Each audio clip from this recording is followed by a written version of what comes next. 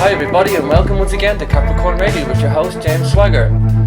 I'm going to be talking live now to Mr. Santos Bonacci, who has joined us live in Ireland, and Santos is going to be doing a conference this Friday in Belfast, the September 6th, and this is Santos' first time in Ireland, so it's a pleasure to have Santos Bonacci here. We're showing him the ropes here of all these megalithic sites, and he's been very gracious to extend his tour to here, and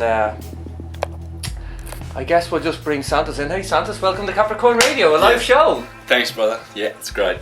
Anyway, so I just went, woohoo! Welcome Europe. Yeah, and I thought, right, this is going to be a good tour, and it's getting better by the day. Now, today was awesome. And tell us about today, Santos. What happened today? I forget all the places you took me to. We saw some treasures that are right off the tourist path that you would never see otherwise. Yeah. What's that tower we saw? The tower we went to see, the Grinning of Ailloch, which they call a fortress, but I think it's an open top observatory. And it's the only place you can see Tyrone, Donegal and Derry all in one place.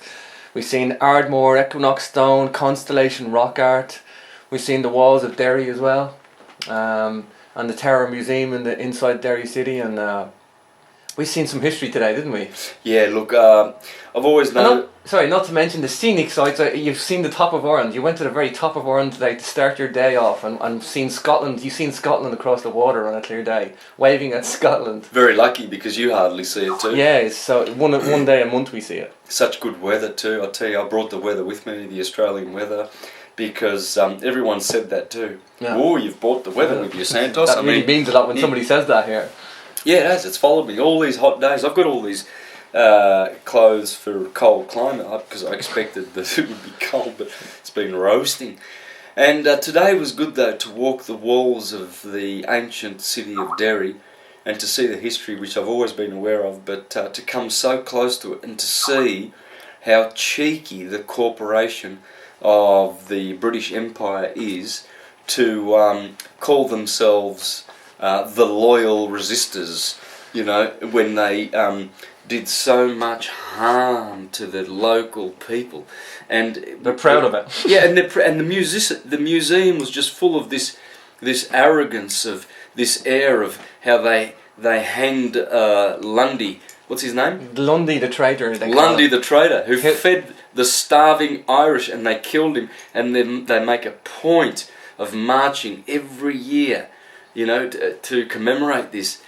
It's just outrageous, man. It's mind-blowing, man. It's mind-blowing. And here's the thing, there's a melting pot of history in this country, right back to megalithic times, Santos. And you're going to see some pretty big megalithic... You're going on a megalithic trip for the next 3 days in preparation for the conference in part, so... You're going to have the conference on Friday, September 6th, 11 a.m. If anybody hasn't got a ticket, you can still get them. jamesswagger.com, you'll find the links there. Or capricornradio.com, you'll find the links there for Santos' conference. Just click on Santos' page.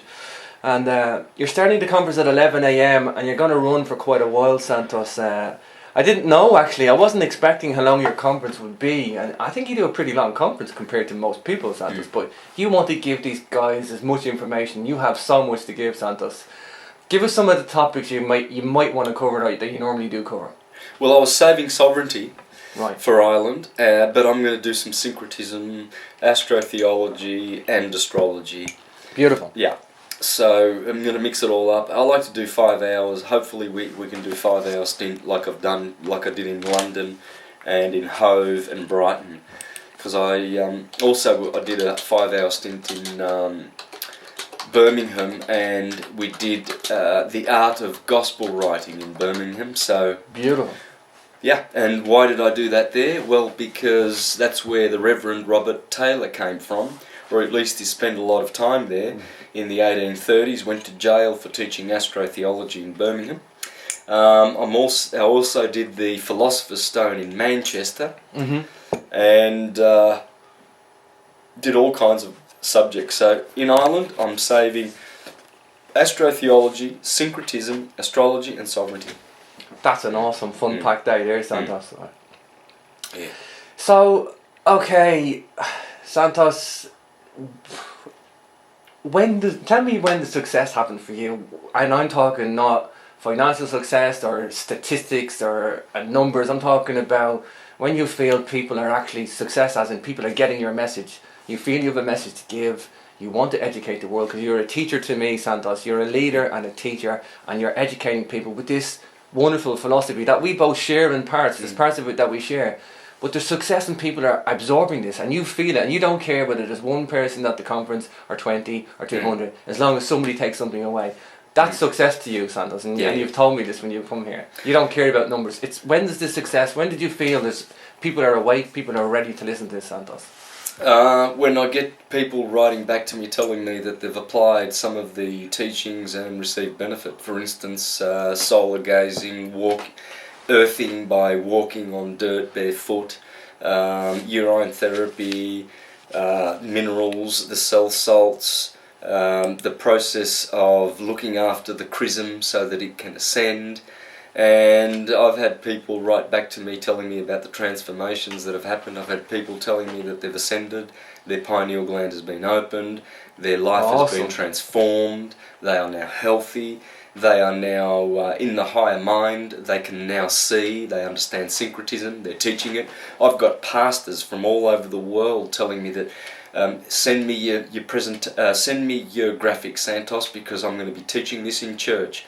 I've got hermetists, tarot people, I've got naturopaths, astrologers, everyone, all kinds of people. When I landed in Italy on the 19th of July, we drove straight up to Florence, took 3 hours, got there at 2 a.m. in the morning, totally and utterly zonked, and started 10 o'clock that morning on the 20th of July and did 4 days straight of syncretism in Italian. Beautiful. And they absolutely loved it. And you speak Italian as well, Santos. You're from an Italian background, and you're telling me that syncretism is getting pretty big in Italy. And I know, I was surprised because I'd just been back from Malta, and as I know, I met my Italian translator over there on a pure quirk of fate, and I ended up talking to some people. And while I was there, the guy was telling me, the translator's boyfriend, Stefano, if you listen to Stefano, hello. But he's telling me about people are into archaeoastronomy, people are into acoustics and healing and holistics, and like, I wasn't aware of any of this. I thought, like, this is only the UK or Ireland or something. I'm a bit naive like that. I don't know what's going on in the world. And now you're telling me how big syncretism is there, and it's actually taking off there more than other. And I'm beginning to think Italy is this open zone at the moment where people are absorbing stuff like. I had about 50 to 60 people in Florence there. They were camping in a villa in Tuscany overlooking the Dome of Florence in Francesca Collella's house. So a good 50 to 60 people, and I remember seeing about half of those guys there with pen and notepad in hand, and one woman in particular, I remember she filled a whole notepad with notes on syncretism, all of the graphs I did, almost everything word for word that I said, and she showed me her notes, and I was stunned. She just went page for page, and I didn't even know that I did so much material. And made some great connections. Oh, you can imagine the great connections that I made. This is the thing that I see what you're doing on this trip. You're networking with people. Every person you meet, you're getting hospitality. That hospitality is turning into a friendship. That friendship is turning into a network. And there's a network of people helping you go on. And like you say, as long as you can spread the message. Do you think, like, truth movements and syncretism, it's all getting organised now? Do you think people are, it's not just being awake and aware? By the way, we're on Awake Radio. This is who we're on now, so this is for the Awake and Aware, this show, like, so. But do you see people getting structured and organised with all this now? On every level, mate. A consolidated effort now. It is.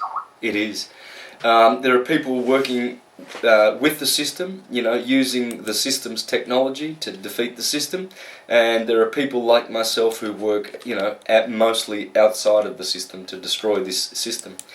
And today we had a kick because we got a kick out of going to Derry, because when we walked out of that museum, we came up with the term pimpocracy. Pimpocracy, yes, I'm glad you brought this up. This is hilarious. You had me in stitches today, Santos, because I was like, Santos is zero tolerance for Freemasons or like these like hierarchy of pimps, and all they're doing is pimping themselves out to a hierarchy of pimps, like.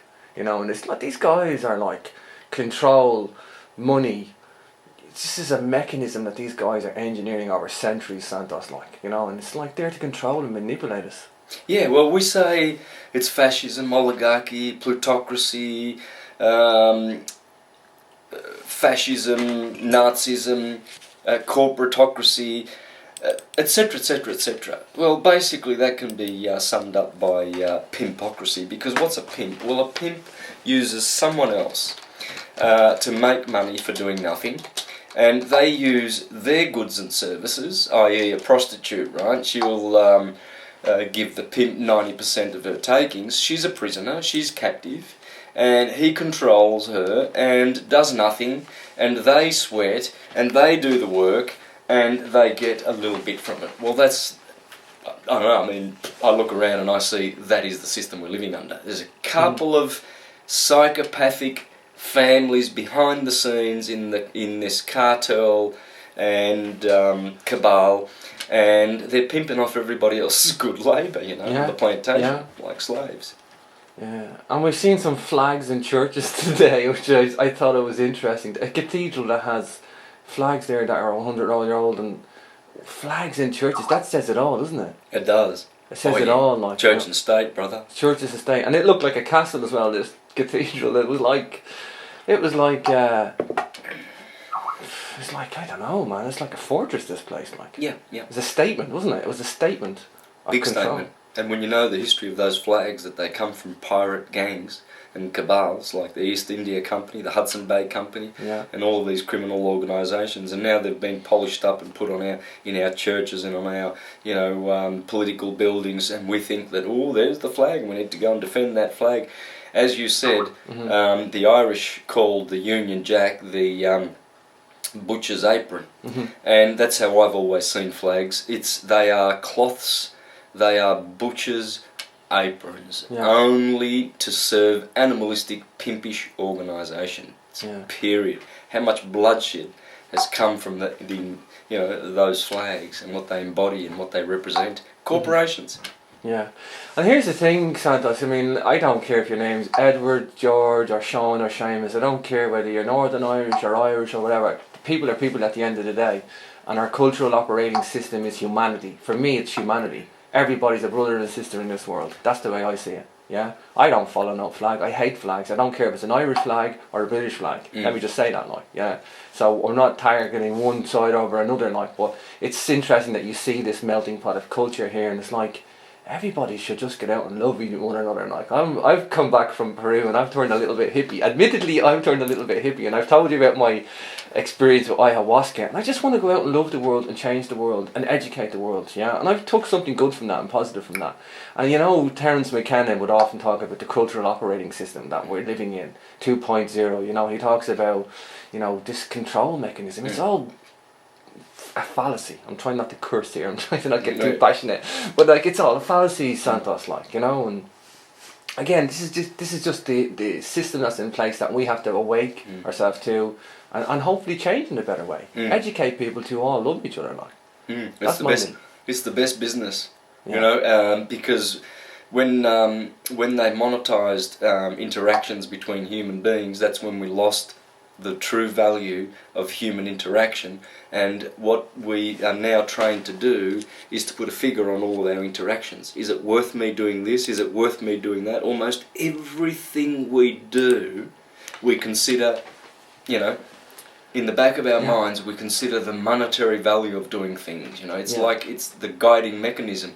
Whereas we should be just doing anything and everything for humanity, to prosper ourselves in the end. I mean, we were talking the other day, like, these controllers, they can't really be proud of what they've got, you know, what they're controlling, can they? No. It's like a prison the prison captain or warden or whatever they're called. If he's got a really, really bad prison where everybody's killing each other and you know, the food's crap and everything's, he can't be proud. He can't go home and be proud of that, right? And so this system is like, it's like a prison. It's like a prison camp, a plantation. Yeah. Surely they can't be happy. I mean, the Pope is the chief CEO of the biggest corporation on the planet, and yet he's got to drive around in a protective Pope mobile. He is not even safe. You know what they call, this is the funny, do you know what they call his helicopter? They call it Shepherd 1. You know the way they call the Americans, the president's plane Air Force 1 or whatever it is? They call his helicopter, the bulletproof helicopter, Shepherd 1. And I'm like, the Lord is my shepherd, there's nothing I shall want. I would never say that. It's even the lingo that they're saying, like, I am a sheep and I will follow you, basically. Like, you know, the Lord is my shepherd, there's nothing I shall want. Like, you know, I got issues with some of the Catholicism, the lingo, like. But like, I mean, you know, look, I'm not out there to, I think some religions, I don't know, I don't get organised religion, I do my own spiritual thing. I do my own spiritual thing. I do think organised religion, when you bring money into anything, look what happened with Akhenaten. Yeah, since Akhenaten onwards, they started organising religions like, and monotheism. What is it you say, the mono all the time, this monotheistic. When that came in, we were all snookered, like. It was the fall of matriarchy. You know, and this is this doesn't matter what the religion is. There's organised religion out there, and they're just churning out monotheistic behaviour, like. So, yeah, the four mons, monarchies, monopoly, monotheism, and money, and that all derives from the moon, the goddess of war. And on the other side, you've got the god of war, Mars, who gives us maritime law and martial law. You see, those two planets, that they hold the key to how Rome gets business done. Mars is built on 7 hills near the field of Mars. Every city is great city of antiquity is built on 7 hills, and one of those hills will either be Mars or the field of Mars or the hill of Mars, because it's referring to the human body. And Mars is the rule of Aries on top of the head. You see, and that's why when you mentioned Shepherd 1, I automatically knew. Knowing astrotheology, I know what that means. My Lord is the Good Shepherd. It's Aries the head that shepherds the rest of the body. Aries directs the body. When the cerebrum says, "Let's go to the left," then the rest of the body follows. It's the Good Shepherd. So they use this, and when you understand Moon and Mars, the god of war and the goddess of war, is behind the place we call Rome or Roma or Rama. Rama is the ram Aries. Of course, Rome is built on Aries, the field of Mars, and you see their greatest hero of all. Even though Jupiter and Saturn have always been considered to be the greatest, the gods of the gods, the greatest hero is always Mars, and in particular Rome. Hence they adopted the Spartan red colours of Mars for war, and that's why we have a martial state, fighting state. It has to be based on the military-industrial complex. It's all the Vatican and its Inquisition, and Mars controls their law, maritime law. Mars is water in astrology. He rules the triplicity of water, and hence it's the seas of man, it's the waters of mankind, and so that's how they rule the maritime waters of man through martial law. It's all Mars. I've got to take a moment to give a big shout out to Catherine Buckaloo from Truth Connections, and I want you to do the same, Santos, because she's been very kind to me of late, like, and just give Catherine a big shout out, like. Yeah, hi Catherine, and for all the listeners who follow Truth Connections Radio, I will be on there in mid-October, so check the schedule, and I'll be with Catherine. She's one of my favourite hosts to talk with, and I always seem to unwind really nicely on that show. So listen out for that, because I've got lots of good things. There we go. That was a big shout out for Catherine, so hi Catherine. Tell me and tell the listeners again about your little excursion today around the city of Derry, and when you sat down with a little busker and the guitar, because I think this is cool. Santos, by the way, is a great astrotheologian, and he's also a very talented musician, and I haven't heard Santos plays, and he found this guy with a guitar, so I'll let you tell the story there, like, Santos. Oh yeah, well look, there was a busker there, and he was packing up, and I noticed he had a nylon string guitar. Otherwise, I wouldn't have stopped. Yeah. Because he didn't look like the type. He looked like a country singer, and he was. And he was good. And so I said, look, I threw a few quid, and he said, oh, I'll play you a song. So he sang a traditional song. And then we said thank you, went off to have a coffee and everything, and then I realised I lost my camera. I think we'll get that back though. Please God, please God. Yeah, we'll get it back. We'll find it. But anyway, after about half an hour, we saw him walking through the centre, and we said hello. And I said, I was going to ask you if I could play your guitar, because I noticed you have a flamenco guitar. It's not a classical guitar. Sure. And he didn't realise this. He was shocked to find this out. And I said I was hoping to play it. He says, oh, no, I don't let anybody play my guitar. He's very protective with this baby, wasn't he? Yeah. But anyway, then after about 5 minutes, he said, look, I'll let you play a tune. I didn't realise you were a flamenco guitarist. So we went outside and I played about 4 tunes. That was great. But let me, by the way, Santos, I have a little video of Santos, I'll stick it up on YouTube, but Santos, by the way, is an awesome flamenco guitarist. He was breaking out all sorts of styles and just rolling it out in the streets of Derry. Like, there's people stopping to videotape him as well. It was hilarious. Oh, really? Yeah, there was people behind me videotaping as well, and 2 people stopped. You didn't even know, you were oblivious to all this, Santos. But like, yeah, you entertained people on the streets just doing a little freestyle busking. Like, it was hilarious. Like, yeah. So. Apparently, I am very oblivious of who's around. I've got relatives that'll ring me up and say, you know, I was watching you for 10 minutes in the crowd in Melbourne, and you didn't even see me. Yeah. And yet, every day this happens that I play. But this is the thing, you were doing the Aries the teacher, and you were showing the guy what the guitar can do. You were teaching him. You weren't just playing a couple of songs, busking on the street. You sat down and tried to teach him this is the guitar, this is the different styles you should do, this is flamenco, this is what this guitar can do. It was beautiful to watch, like, so we'll stick it down on YouTube after this. But and on top of that, I looked into the sound hole to see what brand it was, because I could clearly see that this is a flamenco guitar, but he's not playing flamenco style, so it's a bit of a waste. And it was made by Los Hijos de Rodriguez. Yeah. And Rodriguez from Madrid is a very, very good guitar, one of the best manufacturers of handmade guitars. And it was made in the 1910s. So, oh my man, that he's holding a treasure. There's beautiful sounding guitar, even though the strings were old and greasy and oily. But that thing, you made that thing play though. You made that guitar play today though. I think you did the guitar justice, I think.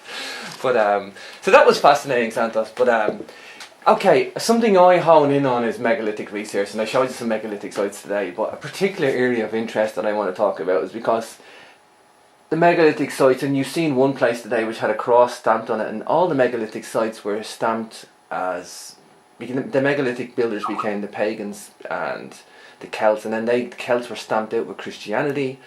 And I talk about serpent cults, and so tell us about sun worshipping, tell us about serpent cults and this psychedelics and the power of the pineal gland, and what we've lost in the past in a way, Santos. I know you're going to see some more sites like that. Well, as you mentioned this, my mind goes back to Stonehenge. I did a presentation at the gathering there, and it's already up on YouTube.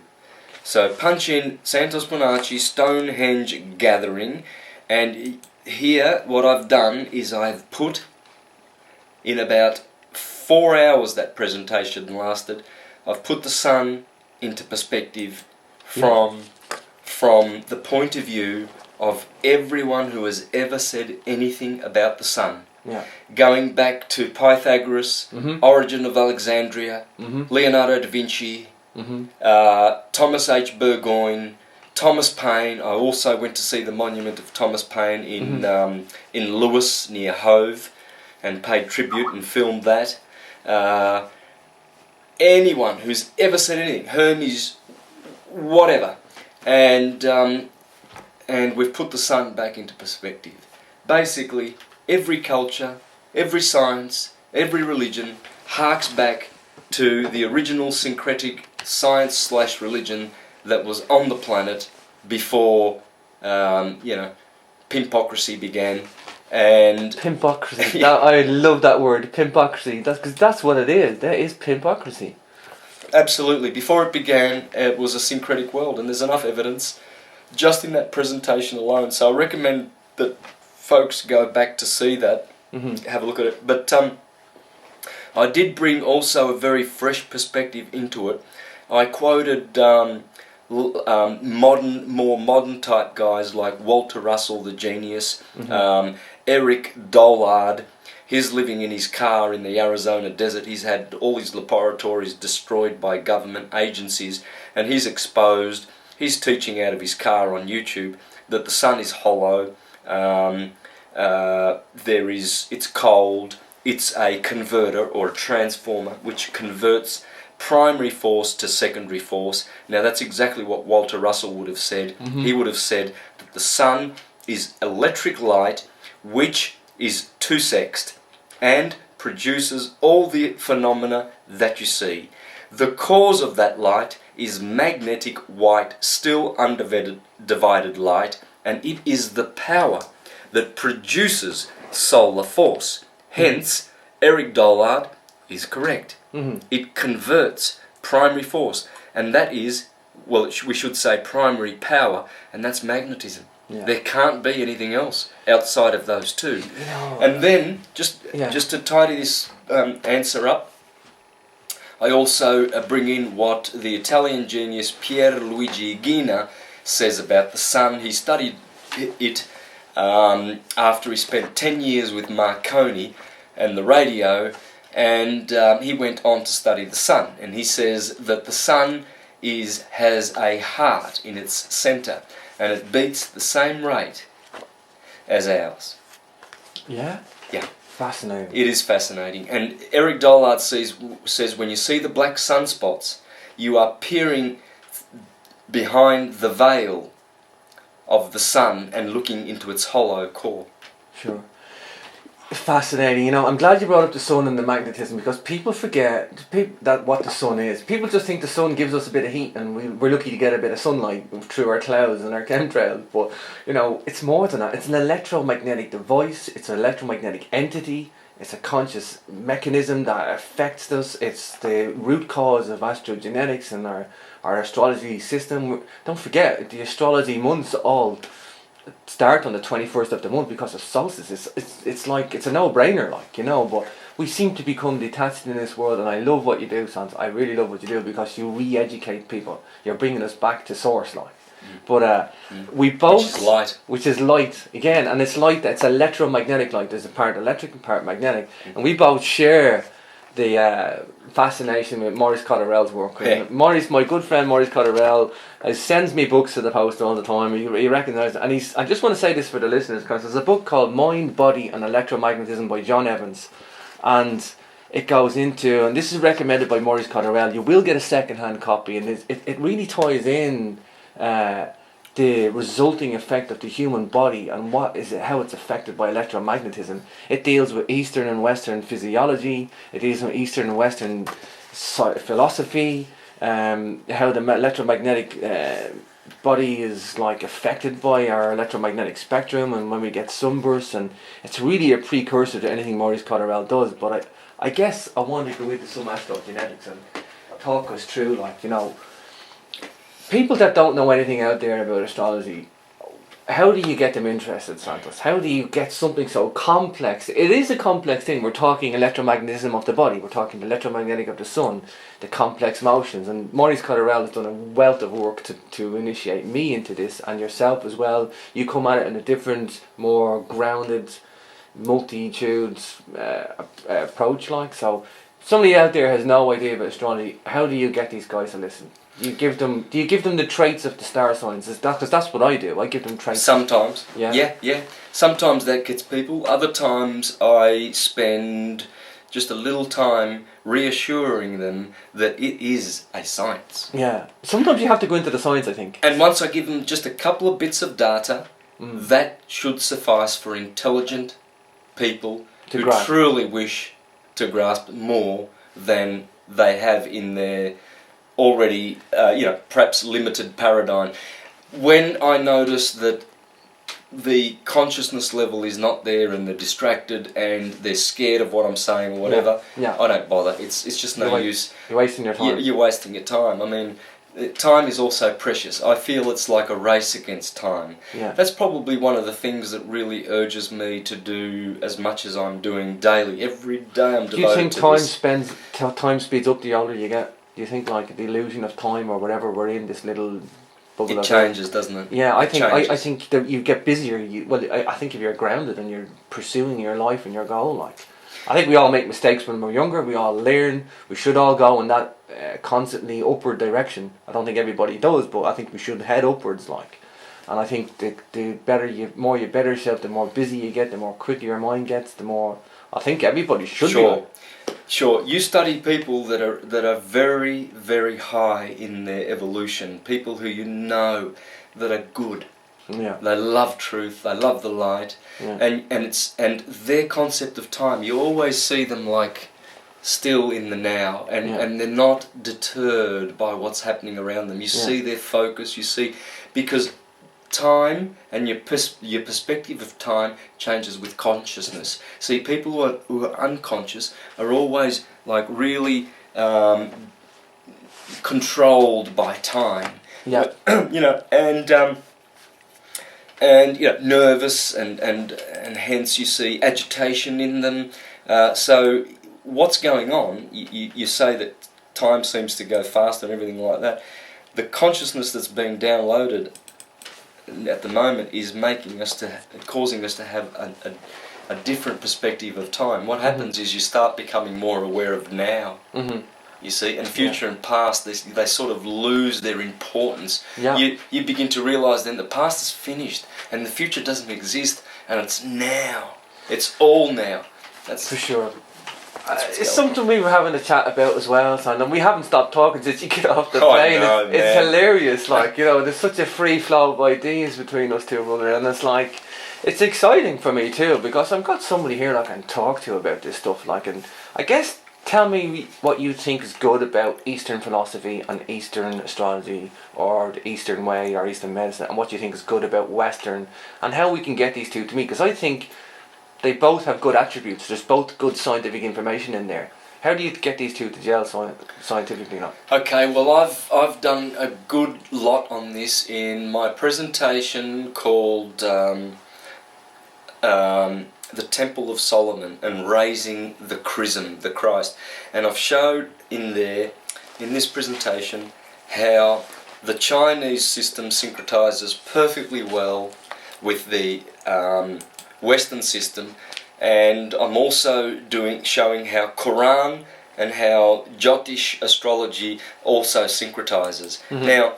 Now, when you look at, for instance, just one example, when you look at Chinese medicine, they are aware of the 12 main meridians of acupuncture lines in the body. Yep.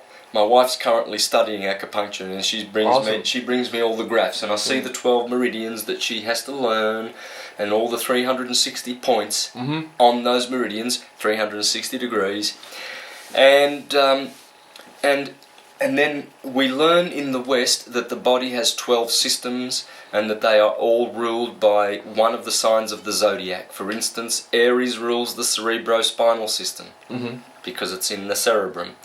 Capricorn rules the skeletal system, the knees. Yeah. That's just two examples. And then the other 10 rule the other 10 systems. So we see 12ness, and we see that the Chinese have their 12 characters as well. The Babylonians had 12, the Greeks, the Romans, the Egyptians. 12 surfaces everywhere, doesn't it? It's everywhere, because it comes from, it's the perfect number. It comes from the dodecahedron, which is the master matrix polyhedra. Of the universe. Scientists have really, well, I wouldn't say they've proven it, but the indications are that we live in a dodecahedron universe. I never got to tell you about the rest of my I actually, when I was doing ayahuasca in Peru, I forgot to tell you I had Metatron's cube and icosahedrons and dodecahedrons floating around in my mind. I was spinning them, analysing them, and understanding platonic solids. I forgot to tell you that bit as well. Look, I can't wait to do ayahuasca. I've had the ayahuasca analog DMT, dimethyltryptamine. Yeah. Tell us about that, because I haven't had that, and I wonder about it, like, Oh, well, apparently it's just like ayahuasca. So what happens is, if you take enough, you will feel a vibration and a hum in the middle of your head. Right. And that's Ammon's horn. Like a tooting horn. Yeah, Ammon's horn in the Right. middle of your head. Awesome. That's the ram's horn. Right. That's Aries. And when that vibrates... That's insane. And some say that it's also the pineal gland does that. It's activating, so it's Yeah. waking up, it's activating. Absolutely. And so if you take enough, within 10 seconds you will hear this hum. And then you will see exactly the same creatures. I saw beautiful creatures like you. I saw the serpents that you saw. Yeah. In all of these beautiful Colours. kaleidoscope of colours and very warm, loving.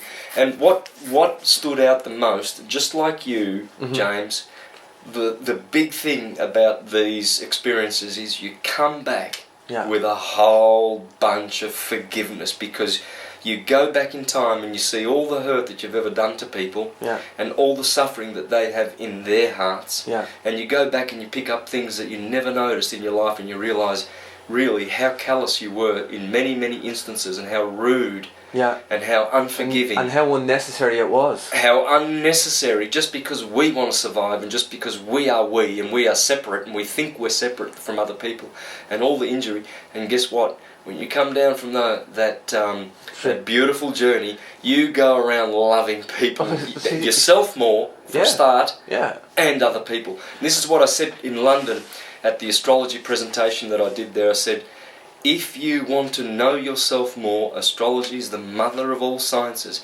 and you will love yourself more for knowing and everyone else around you when you understand this beautiful science of light.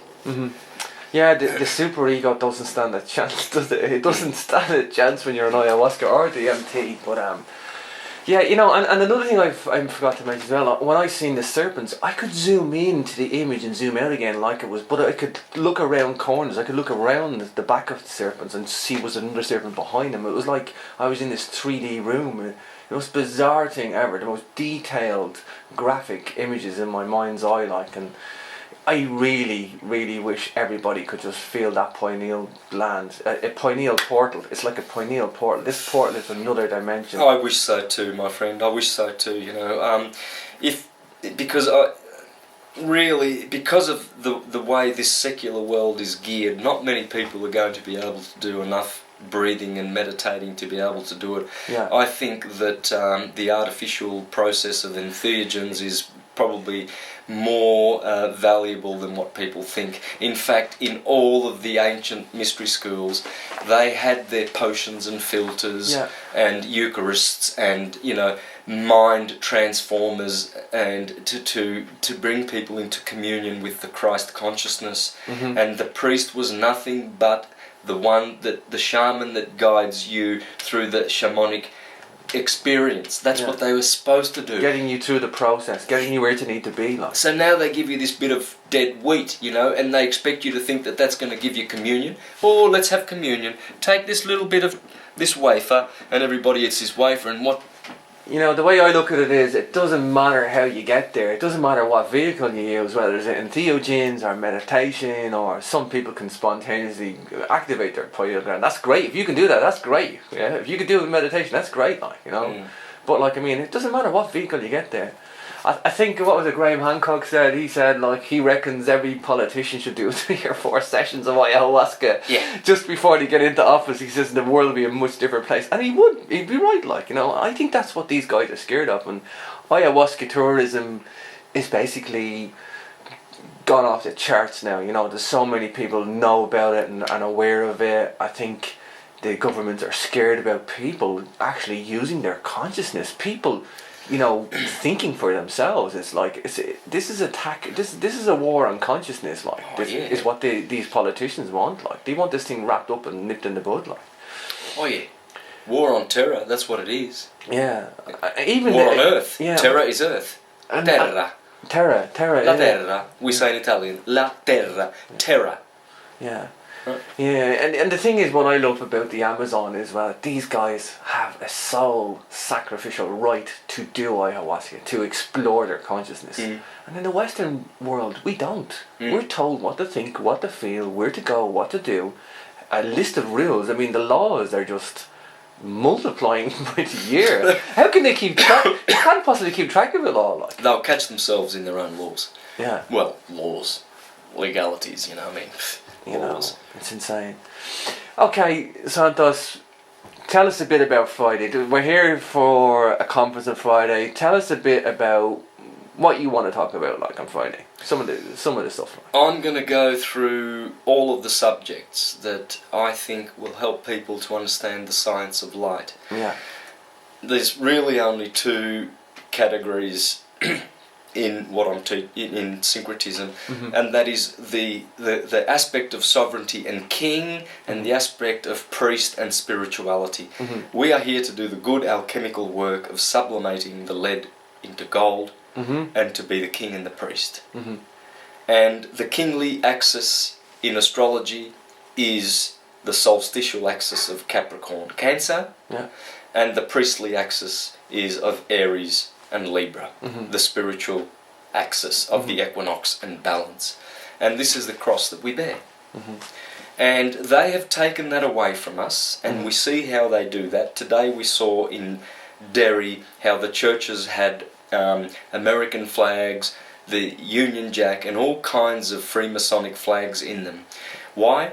Because church and state, priest and king, has been usurped. Mankind are not allowed to be their own priests and kings in the West. They have an intercessor.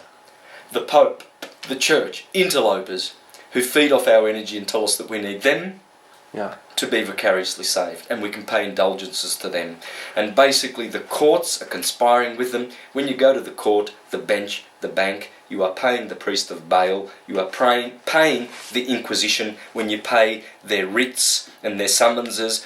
Writ comes from ritus, which is religious. The cleric is a clerk is a cleric.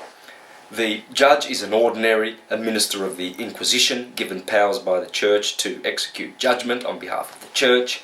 And I can go on and on and on and on. I'm going to expose this in Ireland, in my sovereignty part, and to show people, Irish people, do not default on being a king and a priest. That's what I'm doing. That's what a philosopher is. That's what Plato said would be the ideal republic, when everyone is a king and a priest, and when the kings are philosophers and priests. Beautiful. And when we've done that, we will not be seduced by any corporate church. We will raise the Christ within ourselves, and we will be Christ, because the story about Christ in the Bible is a literary story. It is a literary character, a hero, a wise hero that guides us, and ultimately that hero is you and I. And it will never be anyone in the historical plane. And if it was, well and good. Let that Christ be blessed, whoever he was or whoever they were, because I agree with many philosophers that there were many Christs and Buddhas and Krishnas that have come to liberate mankind and bring a new consciousness, because they were connected to causal consciousness, and they weren't, seduced by the illusion of Maya, and hence they were worthy to be called saviours. A saviour is one who saves themselves, and in the process saves others, because others follow that path. I'm all about people, Santos. Tell me about some of the people that go to you. Do you just get everybody that goes to you? Or do you have certain types of people, or certain types of age groups, all national? I know you go all multinational countries, all around the world. What type of people come to you? Is there any type? Is there no type? Mostly people who... age groups even. Who are sovereigns, astrologers, tarot readers, people who already have a spiritual path and who already know at least one spiritual language, whether it be Kabbalah, whether it be Sufism or esoteric Christianity or the occult of one form or another.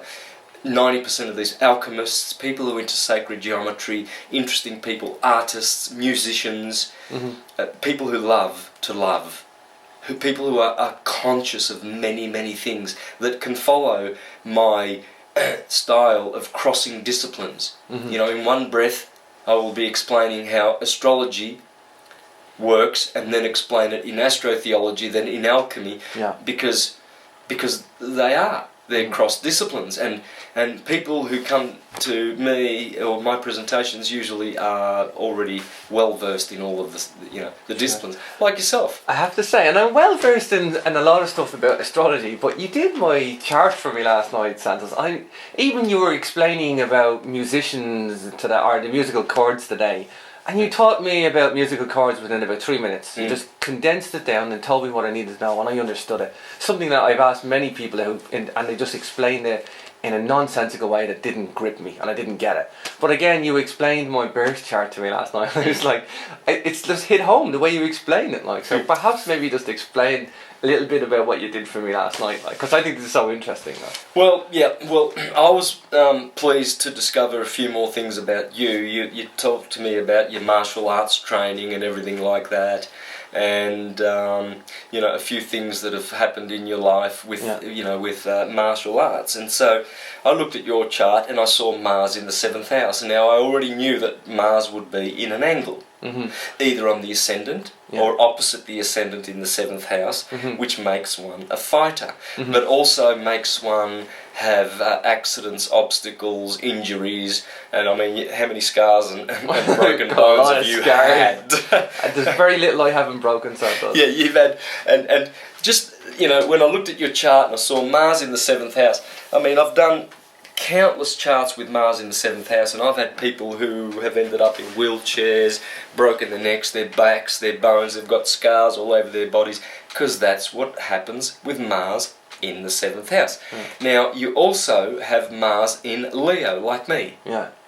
Right? So I'm obviously, well, that's fire. Yeah. See, so your martial planet is in your heart. Yeah. You see, this is why both you and I, we got sort of unlimited passion when we talk about these subjects. Some people always remark on me, you're very passionate about it. They hear me speaking and I rant the information. I don't have to think about it. It's on the fingertips. It's in the mind's eye, and it's like coming out. And I surprise myself sometimes. Well, that's the action hero of all time in Leo, in the heart. But then you go over to your MC, and you've got Scorpio in your MC with the moon in it. So you've got a Scorpio moon. Watch out for people who have got Scorpio moons, and do not invoke their fury. Yeah. Because Scorpios in battle are the greatest fighters of the zodiac. You would think Arians would be, but no, they are placed. And I always thought that, and I'm glad the way you explained that to me last night, because I wasn't aware of that. They have no fear. Yeah. They are the best warriors. And to have a moon in Scorpio, and you've obviously you've got the Mars in Leo. Yeah. This is great, for martial arts, Yeah. and I wish we could recount the story that you told me last I would, night. but I can't because of where I'm at and stuff. Yeah, exactly. Live on radio, but yeah, I dabbled in martial arts at various stages, and it's like I've always educated myself a little bit and went away and used it and educated myself a little bit, and I'm always learning. Yeah, I don't care about letters after my name. I don't care about anything. I just want to go and educate myself. And do it in a practical sense. People are so worried about, education now. They're so worried about just go and learn. It doesn't matter if it's like academia or practical or applied knowledge, and this is what I love about you doing the astrotheology. By the way, you did my chart while I was telling you stories, and you were laughing and just absorbing it and then you just regurgitated what you've seen on the screen. You do it so quick and so easy, Oh, look, it's all in your chart. Everything you were saying, it was right there staring. Even the fact that you were telling me how when you were young you used to help people in the community fixing their washing machines, because you're an engineer and you've worked as an engineer all your life, and so you could fix people's things and everything. Well, you've got an Aquarius ascendant. This is pure humanitarianism. This is the humanitarian sign. This is how you are directed to do humanitarian things. That comes out in your chart. The Cancerian way that you show hospitality, apart from the fact that the Irish are renowned around the world for the best hospitality, Sure. but you do it with a very Cancerian style, motherly, homely. All motherly and homely. Yeah, and just I'm getting a kick out of that. I see the stars dancing in every individual. How they've been tuned and how tweaked and tuned. Tweaked. It's just precious. It's precious. How can we go on in this world without the greatest of all sciences? It teaches you about alchemy. It teaches you about astrotheology. It teaches you about light. It also teaches you about the elements. You can see people's element. I can see your water, your Cancerian emotional psychic water. I can just see it. I can see it dancing in it, And how can we deny this? The thing is, I avoided that when I was younger, and I had a terrible childhood. If I looked back, but I was learning, but I learned from mistakes, and I made mistakes. I made plenty of mistakes. I'm not happy with stuff that I did. Who is but you learn by it and you move on and you evolve and you do what you got to do, but look, in this world, I think astrology in its basic form, get a grip on it, look at your traits, look at your star sign and use it. Get to know other star signs. I think that's what I like to teach people. And in it's something I'm versed in, and only versed in of late, and it's a new, wonderful, beautiful subject for me.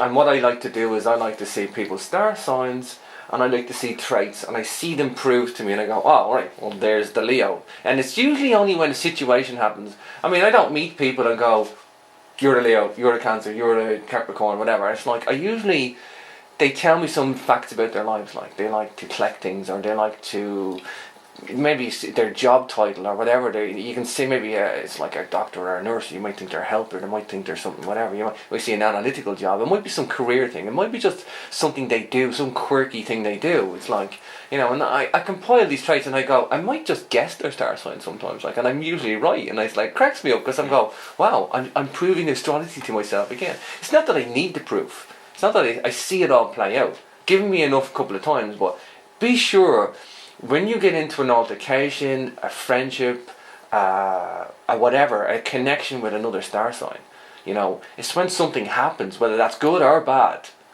you'll see the star sign come out and the interaction, and that's where I learn, and that's, maybe I go two ends of it. I read about it, and I see the traits, and I work back, and I try and see the star sign. Maybe that's a bit of a scattered way for me to do it. It's just the way I do it. Yeah, look, I remember when I started learning about astrology, was when I was living in Essendon, Melbourne, in the late 80s, early 90s, and I used to go to a naturopath called Jim O'Hearn, one of the world's best naturopaths. He's got a great reputation. And in his waiting room, he had the book by Goldschneider, some of their books about birthdays and astrology and everything like that. And having been an astronomer and understanding precession and the ecliptic and how these stars worked, I saw the graphs in there, and I realised that astrology was based on the waxing and waning of the sun and the planets and everything like that. Mm-hmm. Being a Jehovah's Witness at the time, of course, I just absorbed that. I've always been open-minded. I've studied everything and anything, Sure. Many times I've had to do this without anyone knowing, because I did that so as not to stumble them, because you're not supposed to read anything apart from the Society's literature, the Watchtower and the Tract Society, and the Bible. God forbid. Yeah, you should never do that. Anyway, but I used to read those books in the waiting room, and then I bought my own copy in the early 90s there, and I realised that it was based on nature. So it was very, very easy for me when I woke up in 2007. And I say wake up because that was it. That was the final point where I reached the awakening that I have at this level now. That was 2007, only recently, only 6-7 years, Right. And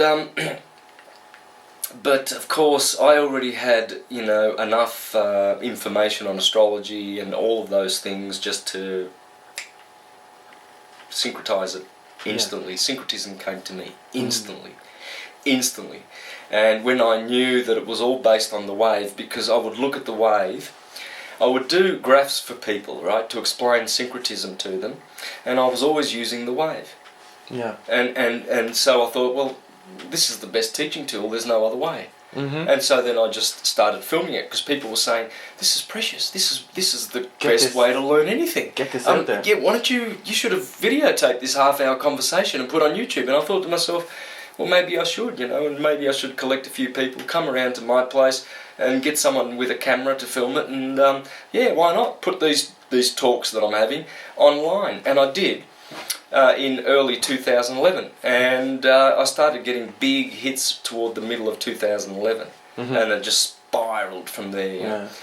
And that's what I think is the great thing about YouTube, is just something can just spiral. If it's good, the internet will tell you. No matter who you are, what you do, the internet doesn't care if you're black, white, whether you're a Christian, Jew, or non-denomination at all. It doesn't care. If you got something good to talk about, people listen to you. There's 7 billion people on the planet. A lot of people are on the internet. There's a lot of people, and they're like, we're not even touching the statistics of the planet. There's only 1 or 2 billion people on the internet. But that's a big number of an audience to reach, and people can reach the masses now. And I love the internet for what it is. I really love the internet because it's precious. It's a precious thing, and it's.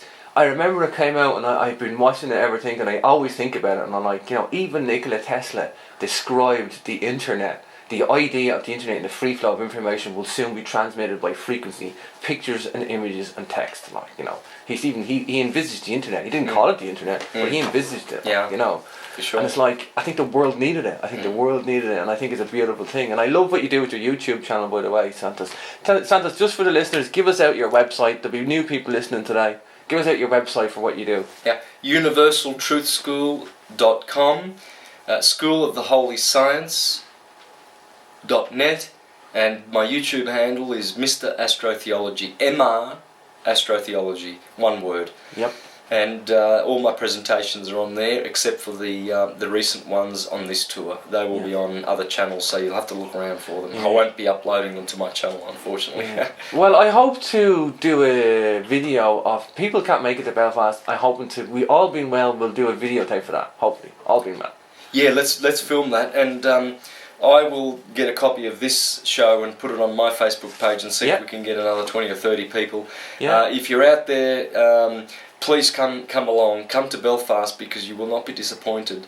You will certainly get a good enlightenment on the subject of self-determination, and we are the ones we've been waiting for, and you will understand the power that lies within your bosom. You will understand the true ancient and perennial philosophy that once ruled everywhere in the universe, and that was and is and will always be. And all I'm doing is pointing to it and showing you how it's there. It's still, we are still able to put it all together. All the pieces can be still put together.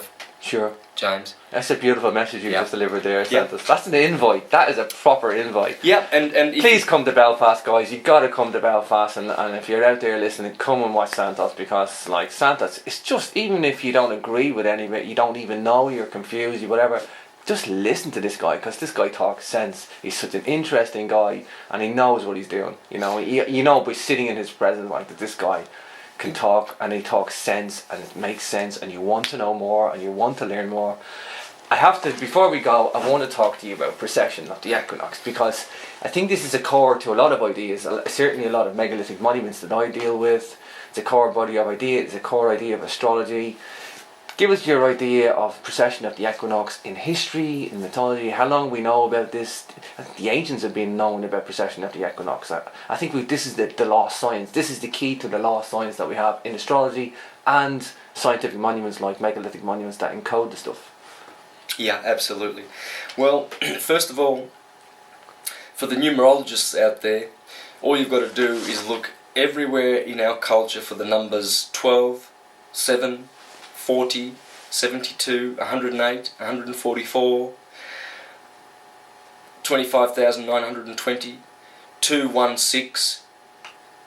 All of these numbers, there are many people in the audience that will will know those numbers easily, that they are processional numbers. Our hearts beat at 72 beats on average a minute. Sure. Room temperature 72. Average lifespan is 72. This is a processional number. Yeah. And procession has ruled the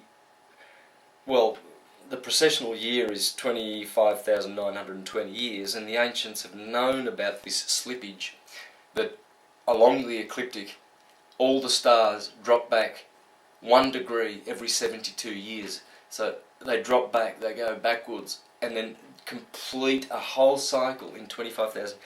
They knew this, and hence you've got megalithic monuments all around the world monitoring this. Monitoring, exactly. Monitoring, not just aligning, and monitoring the rate of possession, what's going on. Were they trying to figure it out? Did they know? Did they track it? Did they, there is answers, some answers needs answering, but, Yeah. Yeah, well, the faithful priesthood of old, they did.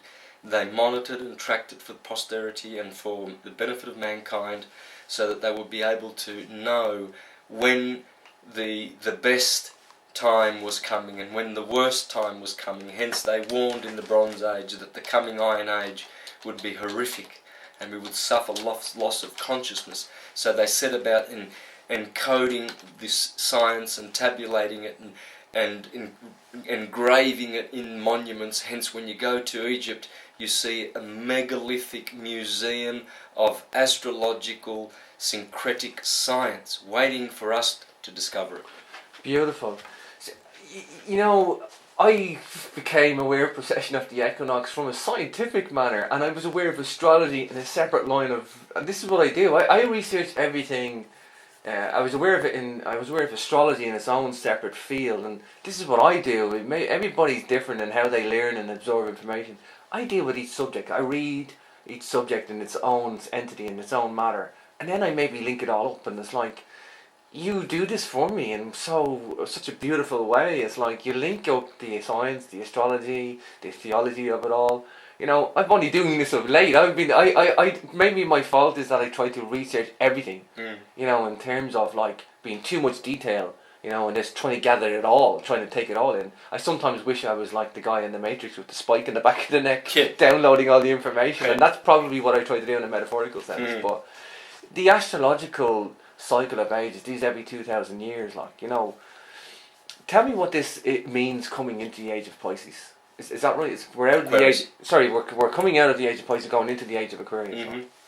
Well, it means this: that we are also in the age of Leo, which is in the autumnal equinox. Hence, the autumnal equinox is Leo. The vernal equinox is Aquarius. Both signs should be considered.